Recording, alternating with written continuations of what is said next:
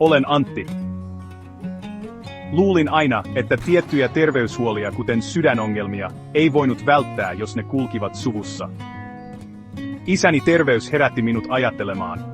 Päätin ottaa oman terveyteni todella omiin käsiini. Tein geenitestin. Ja se paljasti jotain yllättävää, minulla oli perinnöllinen alttius korkealle kolesterolille. Se oli samaan aikaan pysäyttävää ja voimaannuttavaa tietoa. Ymmärsin, että tämä tieto ei ollutkaan tuomio, vaan mahdollisuus toimia ennen kuin ongelmia syntyy. Työskentelin ravitsemusterapeutin kanssa, joka auttoi räätälöimään ruokavalion juuri minun geenieni tarpeisiin. Vähensin punaista lihaa, lisäsin kalaa ja kasvisten määrää entisestään. Aloin myös liikkua entistä aktiivisemmin, nauttien pitkistä kävelyistä ja talvisin hiihdosta.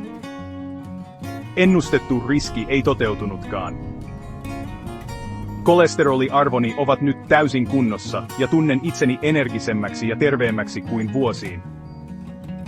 Geenit antoivat minulle tärkeän vihjeen, mutta minä tein muutoksen.